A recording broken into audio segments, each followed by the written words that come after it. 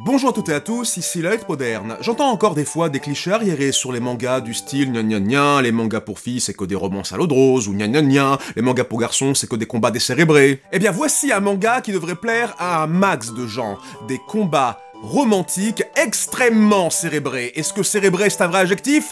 Je ne sais pas, sinon ça devrait. Ainsi, dans cette vidéo en partenariat avec les éditions Pika, je vous présente son prochain grand titre, à savoir Kaguya-sama, Love is War. L'amour, c'est la guerre.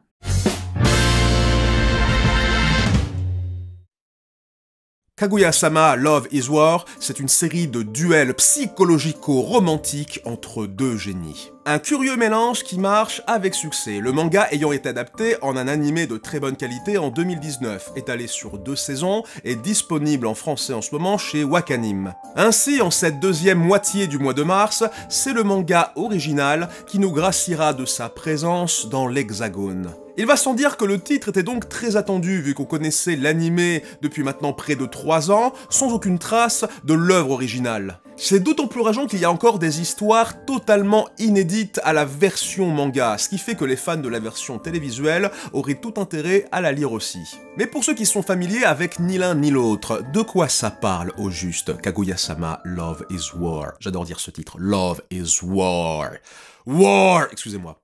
Miyuki Shirogane et Kaguya Shinomiya sont deux élèves d'élite au sommet d'une prestigieuse académie pour milliardaires, aristocrates et politiciens. Deux brillants étudiants au cerveau cosmique, mais leur éducation de 1% ainsi que leur fierté démesurée ont totalement déformé leur bon sens quand il s'agit des sentiments. En particulier quand il s'agit de l'amour. Tu pensais que l'amour n'était que légèreté et volupté?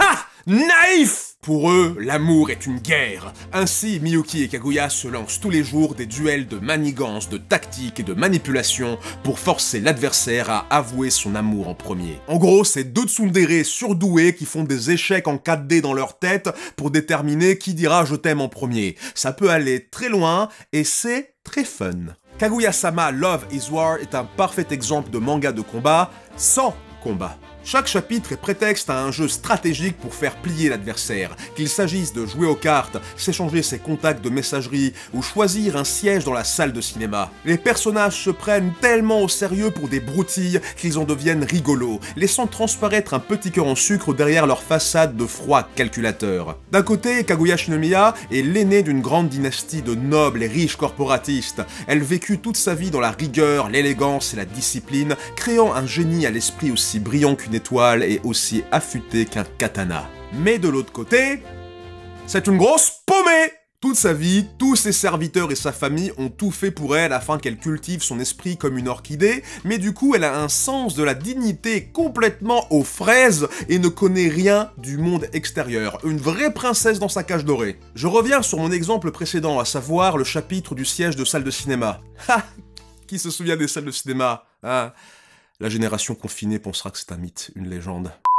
Pour Kaguya, déjà elle est jamais allée dans un cinoche par elle-même, donc le principe de choisir une place lui est inconnu, mais en plus, elle est obligée de sortir toute une combine à la Death Note à base de suppositions et déductions pour savoir quel siège elle doit prendre pour être à côté de Miyuki. Les deux doivent alors se balancer des indices à base de codes alphanumériques pour que l'un comprenne où s'assiera l'autre. Tout ça parce qu'ils sont trop fiers, compétitifs et timides juste pour dire directement « Hey salut, tu veux qu'on s'assoie ensemble ?» Comme disait Will Smith dans iRobot, vous êtes les personnes intelligentes les plus stupides que j'ai jamais rencontrées. Ouais, ça c'est des citations que tu trouveras pas à l'école. De l'autre côté, on a Miyuki Shirogane, un jeune homme qui a toujours vécu dans la pauvreté, un roturier que tous les autres pseudo-nobliaux de l'école prennent de haut. Il n'est arrivé au top de l'école qu'en devenant un bourreau de travail, sacrifiant son bonheur et sa santé pour les études, faisant de lui un redoutable académicien, studieux, déterminé et acharné. Un jeune homme qu'on a envie de voir réussir, mais le défaut de sa qualité, c'est que du coup il est devenu un gros forceur de la vie qui se prend la tête tout le temps. Son esprit combatif l'amène à en faire des caisses, à être très dur avec lui-même et l'interdit de faire transparaître la moindre faiblesse. C'est bien montré dans le chapitre où il se sentait obligé de vanter les mérites culinaires de son panier repas devant Kaguya qui lui semblait dédaigneuse. alors qu'elle voulait juste manger un bout. Oh purée, mais ça se tape des 20 sur 20 en algèbre et c'est même pas foutu de reconnaître des signaux sociaux et des expressions corporelles. C'est trop frustrant, on dirait moi au collège. Mais sans les bonnes notes en maths. Un autre chapitre hilarant, c'est quand il a dû organiser une fête d'échange entre élèves japonais et français, sans pouvoir admettre à personne qu'il ne parle pas français. Il passe donc toute la soirée à faire semblant de comprendre afin de maintenir son image d'élève modèle infaillible. Je vous spoil pas la fin du chapitre parce que la chute de la blague est vraiment fun.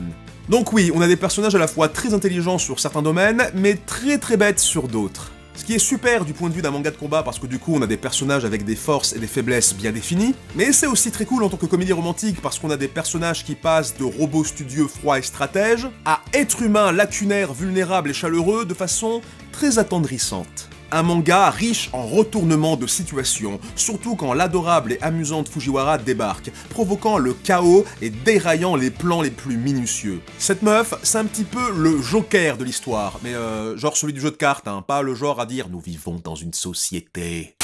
Je vous dis pas grand chose d'autre sur elle parce qu'elle a des petits délires aliens, qu'elle cache bien son jeu, et qu'elle sert d'outil scénaristique très rigolo dans ses duels. Tout ce que je peux vous dire, c'est qu'elle peut être aussi frustrante qu'attachante, et a le potentiel d'être votre nouveau personnage préféré. Le format épisodique de ce manga, où chaque mini-histoire se suffit à elle-même, permet de facilement revenir sur un chapitre en particulier, et d'apprécier son humour à son rythme, permettant une lecture et une relecture des plus réjouissantes et facilitant la découverte auprès de vos amis. Pour conclure, si vous pensez que les comédies romantiques pourraient bénéficier de plus d'affrontements et de tactiques, ou que les mangas de combat manquent trop d'humour et d'amour, vous risqueriez de tomber amoureux de Kaguya-sama Love is War.